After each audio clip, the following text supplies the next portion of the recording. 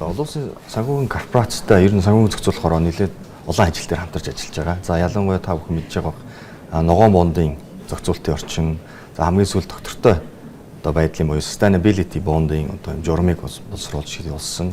За одоо тун удахгүй бид нар бас энэ SLB гэж ярддаг sustainability linked bond буюу одоо доктортой байдалтай уялдсан энэ бондыг бас одоо дөрвөн журмыг гаргах ер нь бол ажил ерөөхдөө бараг дууссан байгаа. Тэгэхээр удахгүй бас энэ одоо дөрвөн журмыг одоо дотоодын зохицны юун дээр оруулж өгнө. За ингэснээрээ бол бас олон улсад одоо нийцсэн шинэ бүтээгдэхүүн үйлчлэг гарч байгаа. За энэ хүү хамтын ажиллагааг бас цааш нь үргэлжлүүлээд за ялангуяа Монгол улсын одоо хөрөнгийн зах зээлийн хөгжлийг ер нь одоо дунд хугацаанд төлөвлөж гаргах.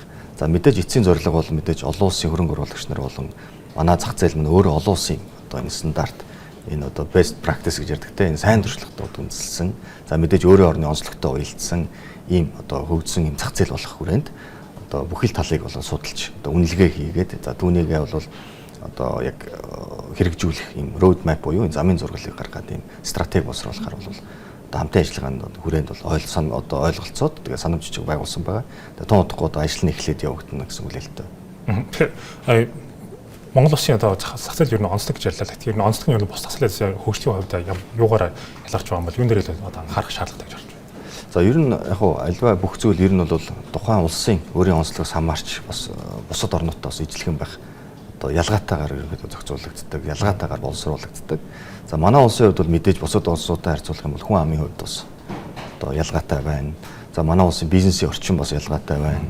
За мэдээж одоо бүр улс төрийн орчин хүртэл одоо ялгаатай зарим нь одоо ардчсан улс байх, зарим нь одоо илүү одоо өөр хэлбэрийн те улс байх жишээтэй. За ялангуяа манай улсын эдийн засаг бол уул уурхайн бүтээгдэхүүний одоо үнийн одоо хамаарал нэлээд өндөртэй байдаг. Тэгэхээр эдгээр одоо олон одоо юм нөхцөл байдлыг хамааруулж бас дотоодын зах зээлийг бас хөгжүүлэх хүрээнд ялгаатай байдлаар бас одоо боловсруулах боломжтой гэсэн. Өөрөөр хэлбэл ямар бүтээгдэхүүн дээр тулгуурлах уу, ямар бүтээгдэхүүнийг төлхөө хөгжүүлэх үү гэдэг. За түүнээс гадна мэдээж олон улсын чиг хандлагууд байгаа. Олон улсын чиг хандлага хаашаа явж гин тэгэхээр мэдээж түүнтэй бас нийцүүлж бас хөгжүүлэх шаардлагатай. Тэгэхээр энэ агуулгын хүрээнд бас муу адил одоо энэ төлөвлөгөө стратеги гаргах хүрээнд одоо энэ маш олон талын одоо асуудлыг бол нэгж одоо үнэлгээ хийж явж байгаа. За мэдээж энэ бол capital market preconditions одоо framework гэдэг дэлхийн банкнаас гаргадаг энэ аргачлал байгаа. Тэгэхээр энэ аргачлалын дагуу үнэлгээг бол хийгдэнэ. За энэ үнэлгээ нь бол мэдээж одоо бүх зах зээлийн сегментүүдийг үзэн, зах зээлийн дэд үтсийг үзэн, за мэдээж одоо бизнесийн орчин, одоо улс орны одоо хүрээнд Монгол улсын хэмжээнд бас энэ зах зээлийн суурь одоо нөхцлүүдийг бас бүгдийг үнэлдэг, харьцуул судалдаг. За энэ үнийн үндсэн дээр бол одоо алхмуудыг бол тодорхойлдог байна. Тэгэхээр энэ удаа бол мэдээж олон улсын санхүүгийн корпорац маань зөвхөн стратегийг одоо энэ аргачлалаа дагуу үнэлэх биш. Мэдээж Монгол улсын одоо энэ хөрөнгөний зах зээл оролцогч бүхэл талуудтай за ялангуяа дэд үтсийн байгууллага, за мэргэжлийн хөрөнгө оруулагч нар гэдэг маш олон талын бүх оролцогч талуудтай бол уулзалт өргөн хэмжээний хилцүүлэг зохион байгуулж бас энэ одоо төрөнд дурдсан одоо манай улсын бас энэ эдийн засгийг болон одоо энэ улс орны онцлогт бас нийцүүлсэн юм шинэ стратеги бас төлөвлөгөө бас гаргана гэж бид нар бол төлөвлөд ажиллаж байгаа.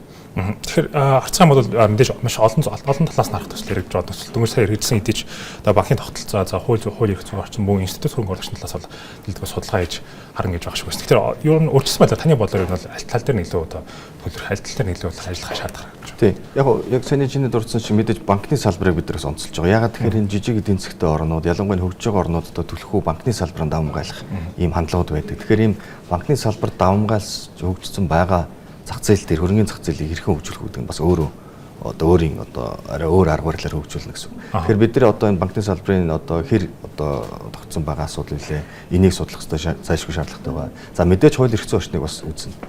Өөрөөр хэлбэл энэ одоо энэ зах зээлийг хөгжүүлэх хүрээнд одоогийн байгаа хууль эрх зүйн орчин хэр нийцэлтэй байна. Үүнийг бас сайжруулах, одоо нэмэгдүүлэх, одоо ялангуяа олон улсад сүүлийн үед чиг хандлагад гарч байгаа өөрчлөлтүүдийг бас нэмж тусах асуудлуудыг бас мэдээж гаргаж ирэх хэрэгтэй байгаа. Тэгэхээр үүнийг бас хүрээнд нэмэгдүүлэх юм бол мэдээж хууль эрх зүйн орчны шаардлага нэмэлтүүд бол орох заашгүй орж таарна. За мэдээж ямар бүтээгдэхүүн үйлчлэгээ байх вэ гэдэг бас тодорхойлж гаргана гэсэн. За ер нь санхүүгийн зохицуулах хорооны зүгээс сүүлийн жилүүд бид нар бондын захыг бол төлхөө хөгжүүлсэн байна. За бондын зах зээлийг хөгжүүлэхээс гаднаас money market буюу мөнгөний зах зээл дээр бүтээгдэхүүнүүд бас гаргахаар төлхөө ажиллаж байгаа. Эдгээр зах зээлийг хөгжүүлснээр бид нар бол хувьцаа болон энэ томоохон зах зээлийг хөгжүүлэх суурь болно гэж үзэж байгаа.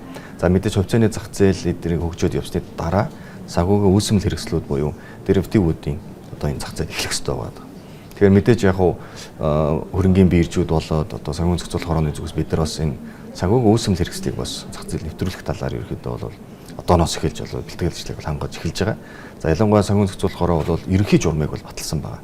Тэгэхээр одоо арилжаар эхлэх байгууллагууд бол үүнд нийцүүлж одоо бас дүрм журмаа гаргаад явах хэрэгтэй байгаа. Мэдээ зах зээлийн бэлэн байдал гэдэг өөр бол хамгийн чухал суур одоо асуудал байгаа. Тэгэхээр үүн дээр нийцүүлээд бид нар мэдээж суур зах зээлүүдийн бусад бүтээгдэхүүний зах зээлийг хөгжүүлэх зайлшгүй шаардлагатай гэсэн. Тэгэхээр мэдээж сүүлийн жилээр тань хэлсэн юм бооны зах зээл нэлээд анхаарч байгаа. OTC зах зээл одоогийн байдлаар бол бараг 4 ихний төгрөгийн одоо зах зээл болоод байгаа.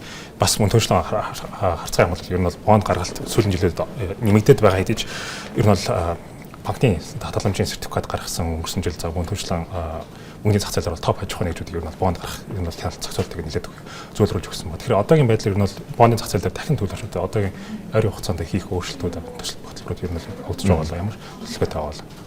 За бидний ерөөсөө хүлээж байгаа гол хэд хэдэн бүтээгдэхүүн байна.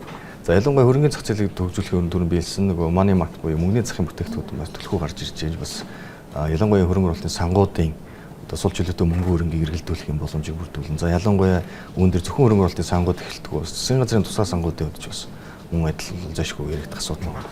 Тэгэхээр бид нар тэр бүтээгдэхүүн үйлчлэгээ хөгжүүлэх хүрээнд бол мэдээж түрүүн хэлсэн топ 100 аж ахуйн нэгжийн бондуудыг бас гаргасан. Нэг жил хүртэлх хугацаатай гаргаж байгаа бондууд дээр бид тодорхой хөнгөлтүүдийг өгч явуулж байгаа буюу илүү дэмжиж ажиллаж байгаа гэсэн. Нөгөө талдаа банкны хадгаламжийн сертификат байгаа. Энэ нь бол мэдээж яг бондын бүтээгдэхүүнтэй нийлээд үежилт төстэй хэлбэртэй. За ялангуяа иргэд хөрөнгө оруулагчны хувьд бол ойлгоход илүү хэлбэр бүтээгдэхүүн болж байгаа гэсэн. За энэ маань бол уламжлалт банкны хадгаламжаас илүүтэй нөгөө зах зээлд арилжаалагдаг гэдгээр бол маш олон давуу талыг бол зөвхөн хөрөнгө оруулагч нар эхлэлтгөөс банкнд бас өөрт нь өгж байгаа. Нийт зах зээлд бас өгж байгаа гэсэн. За нөгөө талаасаа бидний хүлээгч хамгийн том чухал бас нэгэн бүтээгдэхүүн бол энэ Монгол Улсын засгийн газар нэгдэн орсон олон улсын санхүүгийн байгууллагуудын бондын асуудал байна. За бид бүгдийн зүгээс бол журмыг бол боловсруулалт дууссан. За зарим бусад одоо энэ DFI гэж нэрлэгдэх те одоо санхүүгийн байгууллагуудтай бол мэдээлэл өгөөд ингээм хамтарч ажиллах хүрээнд бол ажиллаж байгаа.